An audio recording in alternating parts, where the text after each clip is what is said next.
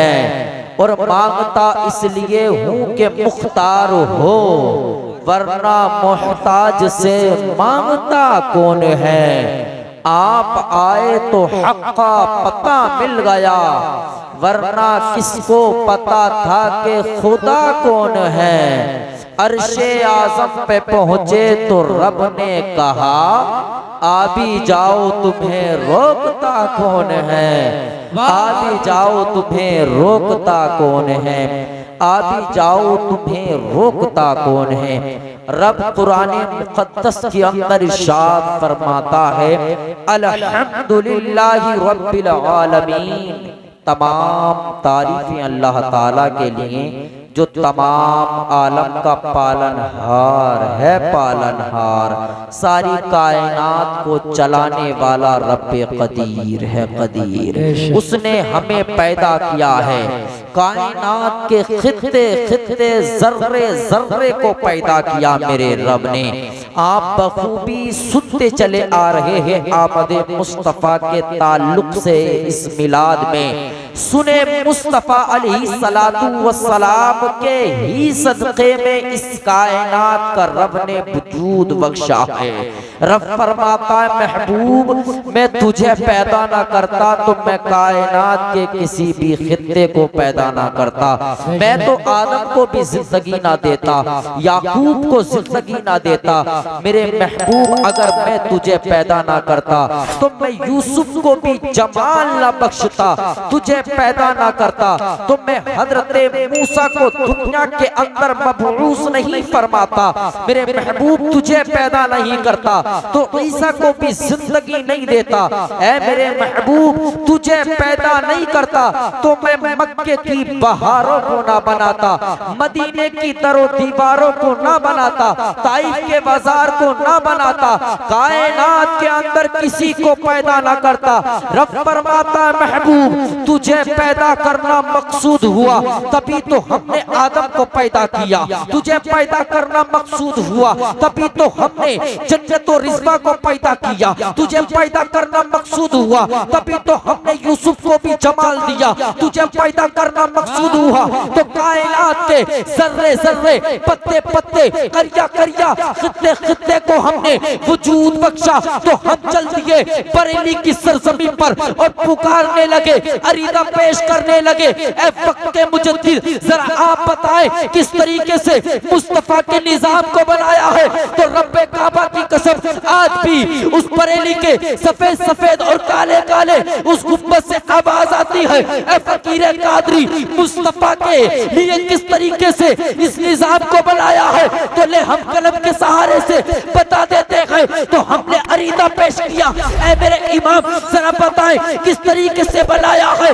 तो बरेली का वो आला हजरत, बरेली का वो वक्त का मुजद्दिद कहता हुआ नजर आता है, या रसूल अल्लाह जमीनों समा तुम्हारे लिखे, वकीलों मक्का तुम्हारे लिखे, चुनी न चुना तुम्हारे लिखे, बने तो जहां तुम्हारे लिखे, हम आए यहाँ तुम्हारे लिखे, उठे भी वहां तुम्हारे लिखे, दहन में समा तुम्हारे लिखे, बदल में हजर तुम्हारे लिखे।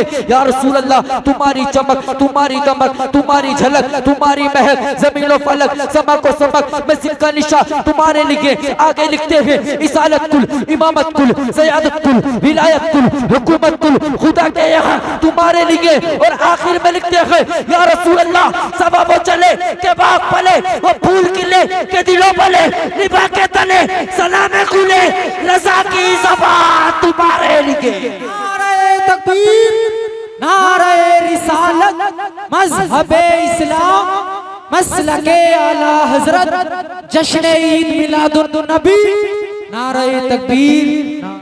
समझे ना किस तरीके से मुस्तफ़ा के लिए इस कायनात का वजूद बख्शा है।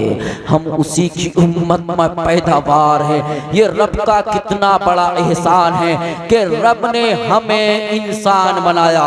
जरा बोले, रब ने हमें इंसान बनाया। उससे बढ़कर एहसान कहीं ये है कि उसने हमें मुसलमान बनाया, और उससे बढ़कर एहसान ये है कि अपने महबूब की उम्मत में पैदा फरमाया। हद तो जब हो गई जब मसलक आला हज़रत में हमको जिंदगी अता फरमाई।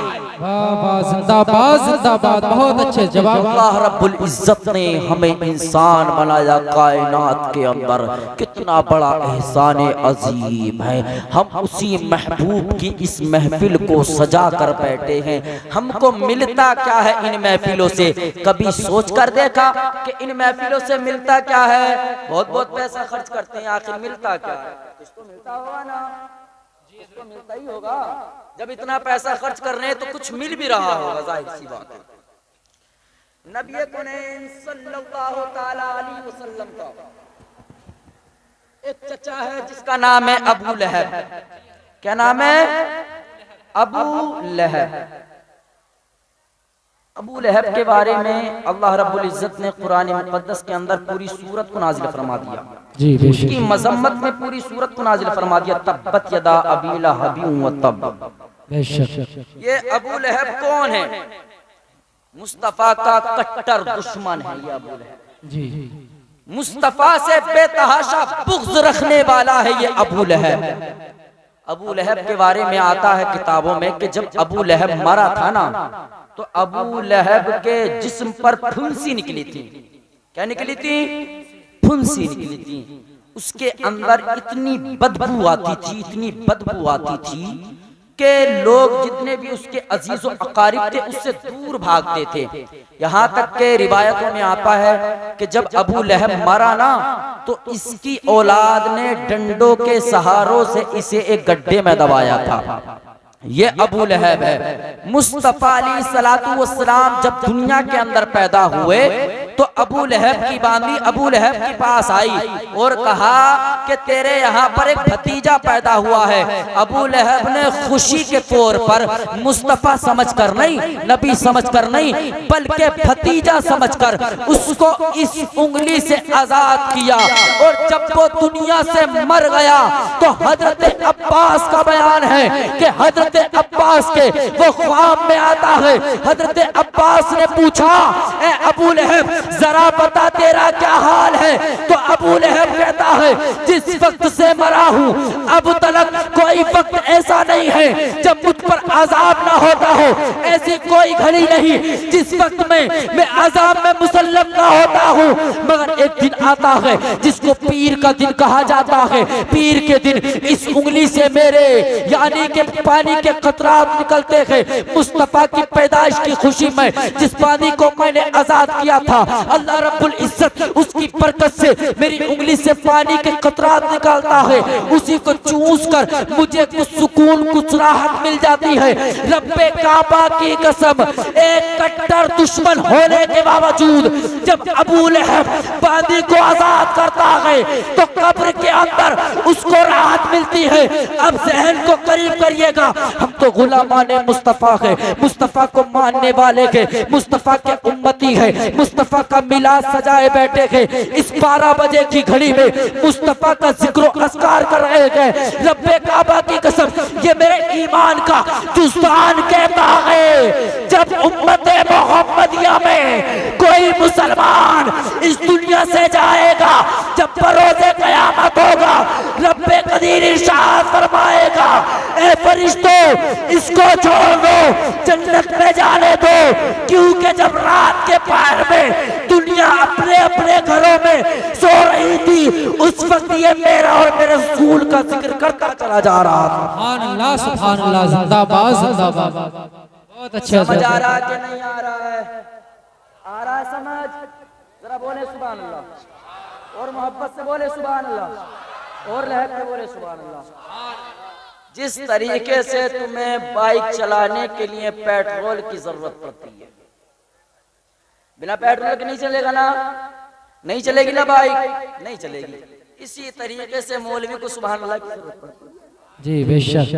पेट्रोल डाले जाओ, गाड़ी तो चली जाएगी। क्या बात है, क्या बात। तो अच्छा, सुभान अल्लाह की हजरत फजीलत बहुत बयान की है, बेइंतहा फजीलत बयान की है। मेरे नबी मस्जिद नबवी के मिंबर पर तशरीफ फरमाए, सही है, हदीस पाक है बुखारी शरीफ की। नबी मस्जिद नबवी के मिंबर पर तशरीफ फरमाए, मेरे नबी खुतबा दे रहे हैं।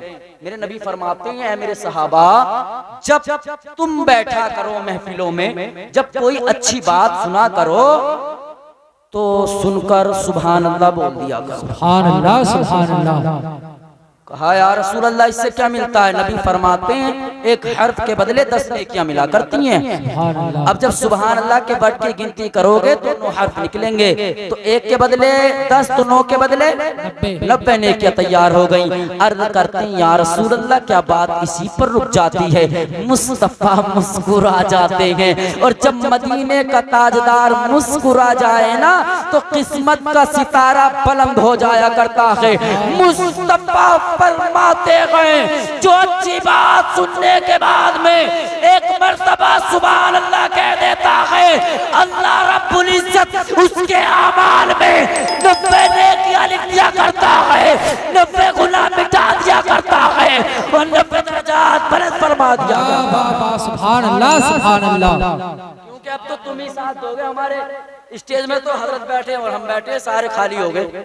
और जब 70 नंबर था तो शुरू से ही हमें बैठा दिया था, है ना, शुरू से ही बैठा दिया था, लो बैठे रहो आराम से, तुम्हारी जियारत दुनिया करती रहेगी। हाँ, मगर कोई बात नहीं है, जिसका कोई नहीं होता उसका रब्बे कदीर होता है।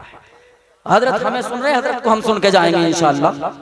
इंशाअल्लाह उठ के कोई नहीं जाएगा बिल्कुल भी, पिंडाल से बाहर को निकलने दूंगा तो किसी को भी। निकल कैसे जाओगे? तुम्हारा मेहमान वही, मैं मेहमान की तो बात माननी पड़ेगी, बेशक माननी पड़ेगी ना। ना मेहमान की, ना मेहमान की तो मेहमान की, अपने अब्बा की ना मान के आए तो क्या? हाँ, अपने अब्बा की नहीं मान रहा भैया, क्योंकि इतना बड़ा लोफर हो गया, मक्कार आजम हो गया है कि इसे तो अपने धुन की है बस, किसी का कुछ करना ही नहीं है इसे। वो अभी कोई से हजरत तकरीर कर रहे थे मोबाइल के बारे में, ये बात हकीकत है, इसमें कोई दो राय नहीं है। मुझे जितने भी यहाँ पर बुजुर्ग आदमी बैठे हैं ना, उनकी औलाद भी होगी, अल्लाह पाक ने दी होगी, तो जवान भी होगी, है ना। अच्छा, हाथ उठा के कहो किस किसने अपने औलाद का मोबाइल चेक करा? आज तक किसी ने चेक करा मोबाइल? किसी ने करा है? किसी ने ना करा ना। अब ये समझ में ना आ रही है, ये उसका बाप है या वो उसका बाप है।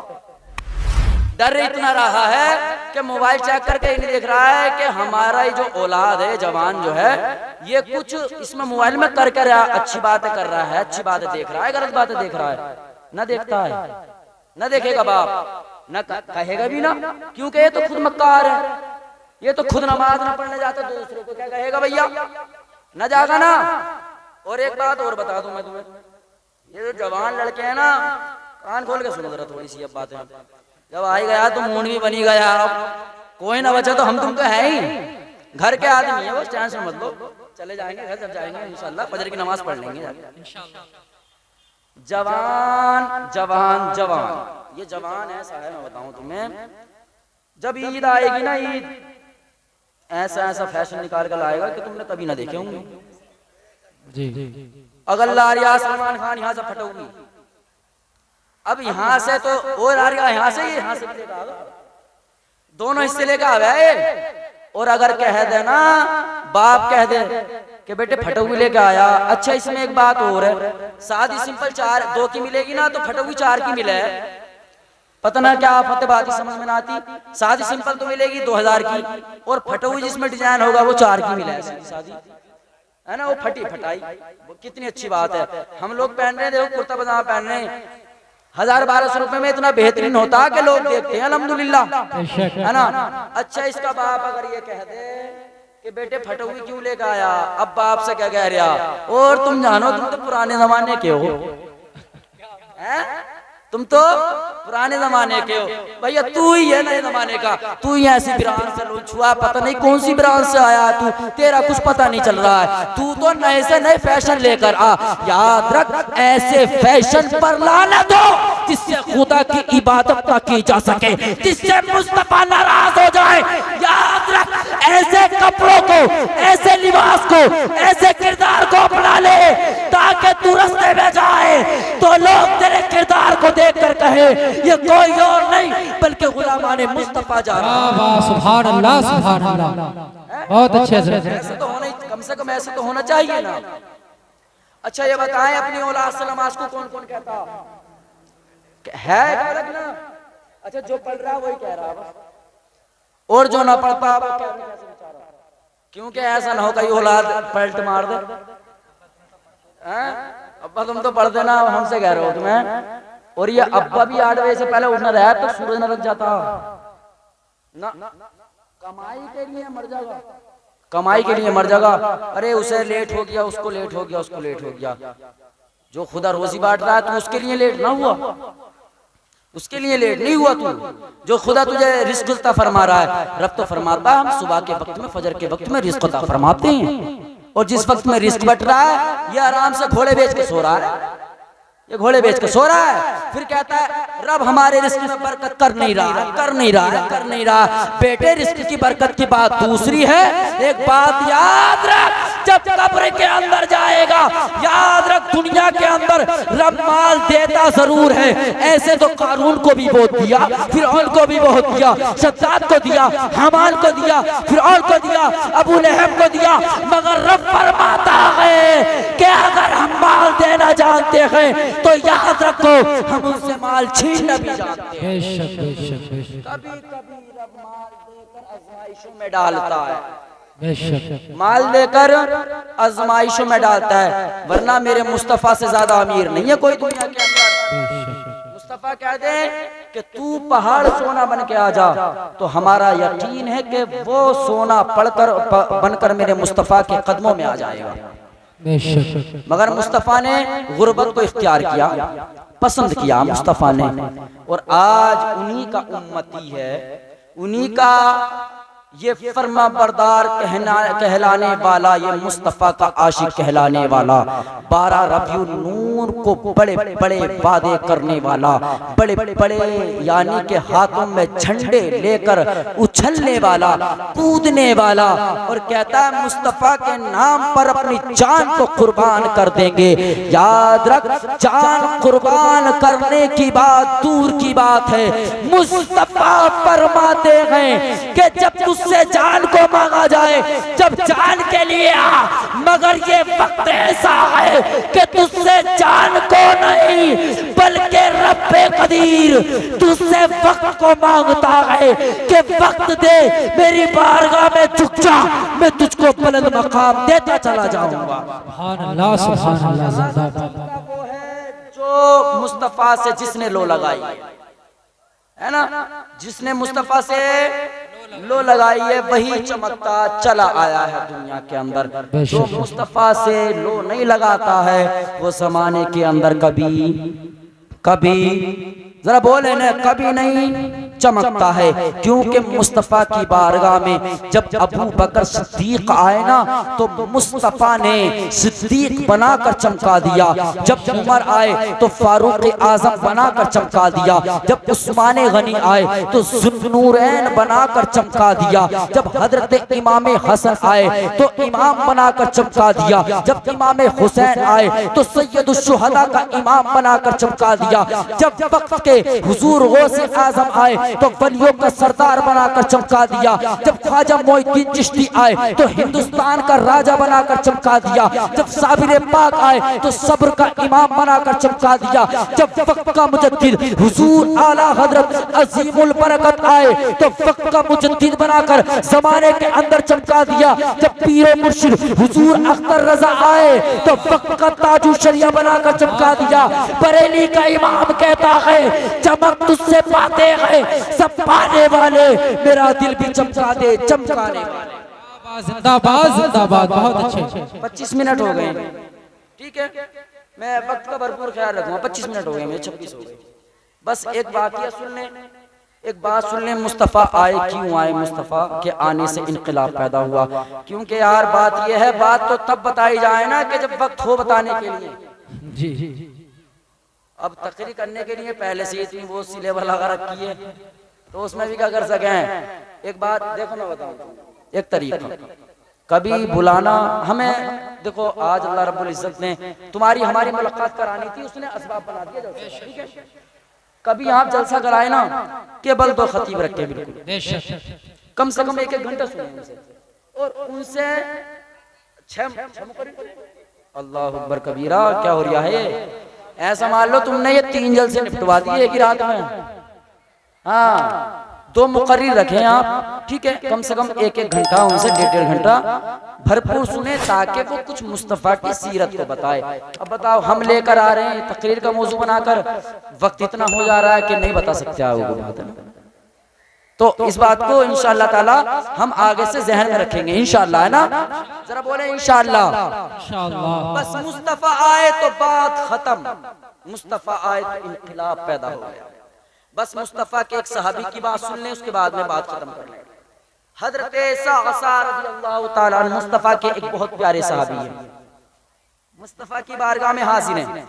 अर्ज करते हैं या रसूल अल्लाह, मैं जब ईमान नहीं लाया था, दौरे जिहालत में था, मैं उस वक्त में भी बड़ा रहम दिल था, मेरा दिल बड़ा बहुत रहम दिल था या रसूल अल्लाह, मैं लोगों की बहुत मदद फरमाया करता था। ये हजरत सासा के अल्फाज है। मुस्तफ़ा फरमाते हैं ऐ सासा जरा बताओ तुमने कौन कौन से अमल किए हैं। हजरत सासा अर्ज करते हैं या रसूल अल्लाह, एक दफा हुआ क्या कि मेरी दो ऊँटनी हामिला थी या रसूल अल्लाह, वो गुम हो गई। मैं उनको तलाश करने के लिए जंगल की तरफ निकल पड़ा या रसूल अल्लाह। जब जंगल की तरफ निकला ना तो मैंने क्या देखा कि ऊँटों का एक रेबड़ चल रहा है या रसूल अल्लाह। मैं उसके करीब पहुंचा, मैं क्या देखता हूं कि उनके अंदर मेरी दो ऊँटनी मौजूद हैं या रसूल अल्लाह। मैंने जब ऊँटनियों को देखा तो मैंने उनके मालिक को तलाश करना चाहा या रसूल अल्लाह। मैं क्या देखता हूं कि सामने एक झोपड़ा पड़ा हुआ है, उसके अंदर एक साहिब खाना मौजूद है या रसूल अल्लाह। मैं उस झोपड़े के करीब पहुंचा, मैं जब पहुंचा ना या रसूल अल्लाह, मैंने पूछा जरा बताएं ये रेवड़ किसका है। उसने कहा कि मेरा। तो मैंने कहा या रसूल अल्लाह, मैंने उस शख्स से कहा कि इसके अंदर तो ऊँटनी मेरी मौजूद है। उस शख्स ने मुझसे कहा कि अगर तुम्हारी ऊँटनी मौजूद है तो ले जाइएगा, मगर कुछ देर के लिए आराम कीजिएगा या रसूल अल्लाह। मैं वहां पर रुका, मैं रुकने के बाद में एक अंदर से आवाज आती है, उस अंदर से एक खादिमा आई। उस शख्स ने कहा जरा खाने के लिए कुछ इंतजाम किया जाए या रसूल अल्लाह। मेरे खाने के लिए खजूर आई, पानी आए, हम तनावुल करने लगे। इतने में ही एक अंदर से और खादिमा आती है और अरीदा पेश करती है, ऐ शख्स, ऐ साहिब खाना सुनो जरा, तुम्हारे यहाँ पर बच्चे की विलादत होने वाली है या रसूल अल्लाह। मैंने जब इतना सुना तो मैं खुश होने लगा या रसूल अल्लाह। उस शख्स के चेहरे पर अफसुर्दगी के आलम आ गए। मैंने उस साहिब खाना से पूछा, ऐ साहिब खाना जरा बताएं आपके चेहरे पर अफसुर्दगी के आलम क्यों है, आखिर वजह क्या है, इसका मामला क्या है। उसने कहा अगर मेरे घर में बेटी पैदा होगी तो उसको जिंदा तरगोर कर दिया जाएगा, जिंदा दबा दिया जाएगा या रसूल अल्लाह। जब मैंने इतनी बात सुनी मेरे पैरों के नीचे से जमीन निकल गई या रसूल अल्लाह। मेरा दिल टूट गया, मैं रोने लगा, मैं वहीं पर मौजूद रह गया, मैं वहीं पर ठहर गया। जब उसके यहाँ पर विलादत हुई तो बच्ची की विलादत होती है या रसूल अल्लाह। जब बच्ची की विलादत हुई मैंने उससे कहा ऐ साहिब खाना इस बच्ची को मारना मत बल्कि इसको मुझे दे दे। साहिब खाने ने कहा जरा बताएं इसके इवज में तुम मुझको क्या दोगे या रसूल अल्लाह। मैंने उससे कहा मेरी जो तो हामला ऊँटनी है इनको तू ले लेना और बच्ची को मुझे दे दे या रसूल अल्लाह। उसने कहा कीमत अभी कम है या रसूल अल्लाह। जिस ऊँटनी से मैं आया था मैंने वो भी ऊँटनी उसको दे दी और उससे बच्ची को लिया। मैं बच्ची को लेकर घर पर आया या रसूल अल्लाह। जब मैं घर पर आया ना तो बच्ची कभी मेरे सीने पे खेलती थी, कभी मेरे चेहरे को चूमती थी, कभी मेरी दाढ़ी को खींचती थी या रसूल अल्लाह। ऐसा महसूस होता था जैसे कि ये मेरी सगी बेटी है या रसूल अल्लाह। मुझे ऐसा लगता था जैसे कि मेरी बेटी है या रसूल अल्लाह। इस कदर प्यार करती थी या रसूल अल्लाह। मेरे मुस्तफ़ा की आंखें बरस रही हैं। मेरे मुस्तफ़ा कहते हैं सासा जरा आगे बताएं। अर्ज करते हैं या रसूल अल्लाह। फिर मैंने क्या सोचा कि जितने भी मक्के के अंदर जितने भी यानी कि ऐसे कबाइल हैं कि जहां पर बच्चियों को तरगोर किया जाता है, मैं या रसूल अल्लाह जब पूछता था सुनता था कि उस कबीले के अंदर यानी कि विलादत होने वाली है तो मैं उस कबीले के पास पहुंच जाता या रसूल अल्लाह। पहुंचकर अगर बच्ची की विलादत होती तो या रसूल अल्लाह मैं उसको कीमत देकर बच्ची को ले आता था। मेरे मुस्तफ़ा फरमाते सासा जरा बताएं इसके यानी कि आपने कितनी बच्चियों को तरगोर होने से बचाया बचाया है। जरा बताएं कितनी बच्चियों को मौत की आगोश में सुनने से बचाया है। अर्ज करते या रसूल अल्लाह, तकरीबन मैंने 260 बच्चियों को मरने से बचाया है। या रसूल अल्लाह, क्या इसके अवज़ में मुझको कुछ मिलेगा? या रसूल अल्लाह, क्या इसके बदल में मुझको कुछ मिलेगा? मुस्तफा की आंखें बरस रही हैं। मुस्तफा क्या जुमला देते हैं, बात आखिर कर लीजिएगा। मेरे मुस्तफा ने क्या जुमला दिया? मेरे मुस्तफा फरमाते हैं, ऐसा क्या ये कम है कि अल्लाह रब्बुल इज्जत ने उस बच्चियों की बरकत से तुम्हें दामने मुस्तफा में जगह अता फरमा दी है। सुभान अल्लाह, जिंदाबाद जिंदाबाद। बहुत अच्छे। जब तक मुस्तफा पैदा ना हुए थे तब तक जमाने के अंदर लोग तशद्दुद करते थे, जुल्म सितम के बादल ढाते थे, मगर मुस्तफा आए तो सारी बात खत्म। मुस्तफा आए तो जमाने के अंदर इनकलाब पैदा हो गया। मुस्तफा आए तो जमाने के अंदर एक बहार आई। मुस्तफा आए तो जमाने के अंदर खुशहाली आ गई। मुस्तफा आए तो जमाने के अंदर एक बेदारी पैदा हुई। मुस्तफा आए तो जमाने के अंदर जीने का एक तरीका बताया मेरे नबी ने। अब यहाँ बात खत्म कर लेते हैं कि अल्लाह रब्बुल इज्जत ने हमें अपना प्यारा महबूब अता फरमाया। फरमाया ना महबूब अता, ये रब की जात है, ठीक है कि रब ने अपना महबूब दे दिया, वरना कोई अपना महबूब देता ना किसी को भी है? अरे तुम तो महबूब का माना बड़ा अच्छे से जानते होगे, जवानों जरा बोलो ना। सुने, बस आखिरी बात जहन पे आ गई तो बता दूं, वरना क्या नाम है, मुझे ये बात मेरे दिल में ही रह जाएगी जब तक घर को जाऊंगा। बस 2 मिनट की बात है, सुन ले। एक यानी कि एक आशिक और उसकी माशूका दरवाजे पर बैठे थे। अब लड़की लड़का बैठे थे, आपस में गुफ्तगू कर रहे थे, साहब रसीद गुफ्तगू चल रही थी उन लोगों की। इतने में वहां से एक अल्लाह वाले का गुजर हो जाता है। उसके दरवाजे के आगे कीचड़ पड़ी हुई थी। अल्लाह वाले का गुजर हुआ तो अल्लाह वाले का पैर कीचड़ में लग गया। जब कीचड़ में लगा तो छींट उड़कर लड़की के कपड़ों पर पहुंच गई। और ये आजकल की मोहब्बत अब बर्दाश्त कैसे हो जाएगी? खड़ा हुआ और कहने लगा कि अगर छींट मुझ पे आती तो बर्दाश्त कर लेता, मगर मेरी महबूबा पे आई है, अब बर्दाश्त नहीं होगा। उसने उठाए खींच के थप्पड़ लगा दिया अल्लाह वाले के। अल्लाह वाले ने, अल्लाह वाले तो अल्लाह वाले ही होते हैं, मस्त तो मस्ती होते हैं। थप्पड़ खाया, आगे चलती है, बाजार पहुंच गए। बाजार में एक हलवाई ने बुलाया, वो कहा अल्लाह वाले जरा इधर आ।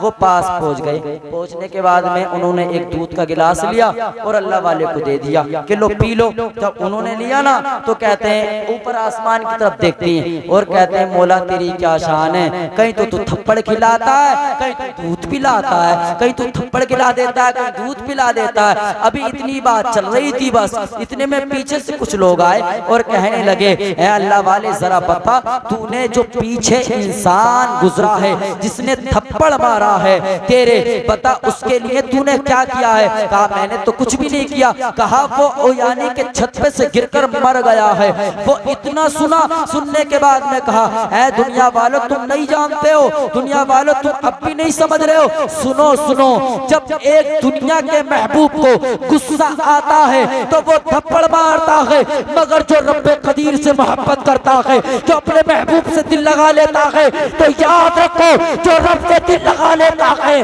तो रब उसको जमाने से उठा दिया करता। याद रखना, नबी फरमाते हुब्बुद दुनिया रासु कुल्ली खतीअतिन, दुनिया की मोहब्बत हर बुराई की जड़ है। दुनिया में लो मत लगाओ, बल्कि अल्लाह रब्बुल इज्जत की बारगाह में झुको, खुद को यानी कि फरमा बरदार बन जाओ, खुद को अल्लाह रब्बुल इज्जत की बारगाह में झुकाओ। जी जी इंशाअल्लाह अल्लाह रब्बुल इज्जत की बारगाह में झुकाओ और झुकाकर खुद को एक रब की बारगाह में तौबा करो, इस्तिगफार करो। मौला तू ही तो हमें बख्शने वाला है, तू ही तो हमें माफ फरमाने वाला है, क्योंकि रब फरमाता है बंदे तू ही तो गुनाहगार है, मगर तेरा रब बड़ा रहीम है, तेरा रब बड़ा करीम है। सुन, अगर तू मेरी बारगाह में आ जाएगा, एक आंसू तूने अगर बहा लिया, रब फरमाता है उसी आंसू की बरकत से तेरी बख्शिश फरमा दूंगा। ये रब की जात है, ठीक है, इससे आगे नहीं मैं बोल सकता, ठीक है। इंशाअल्लाह अल्लाह ताला कभी वक्त मिलेगा तो मैं आपकी फरमाइश जरूर पूरी करूंगा इंशाअल्लाह ताला। रब फरमाता है अल्हम्दुलिल्लाहि रब्बिल आलमीन, तमाम तारीफें अल्लाह ताला के लिए जो तमाम आलम का पालनहार है, पालनहार। अब आला हजरत अजीमुल बरकत के आखिरी शेर सुन ले। मेरे इमाम कहते हैं या रसूल अल्लाह, सरवर कहूँ के मालिक को मौला कहूँ तुझे, बाग़े खलील का गुले ज़ेबा कहूँ तुझे, लेकिन रज़ा ने खत्म सुखन इस पे कर दिया। खालिक का बंदा खल्क का आका कहूँ तुझे, खालिक का बंदा खल्क का आका कहूँ तुझे। रब की बारगाह में दुआ है परवरदिगार, मेरे बोलने और आपके सुनने में जो भी खामी हो गई हो अपने प्यारे हबीब अलैहिस्सलातु वस्सलाम के वसीले से मौला मुआफ़ अता फरमाए। परवरदिगार इस गुफ्तगू को अपनी बारगाह में कबूल अता फरमाए। मौला मुझे हक बोलने आपको हक सुनने की तौफीक अता फरमाए। परवरदिगार पहले मुझे बात को आपको अमल करने की तौफीक अता फरमाए। जिंदाबाद पैमदाबाद, वमा अलैना इल्लल बलाग। अस्सलाम।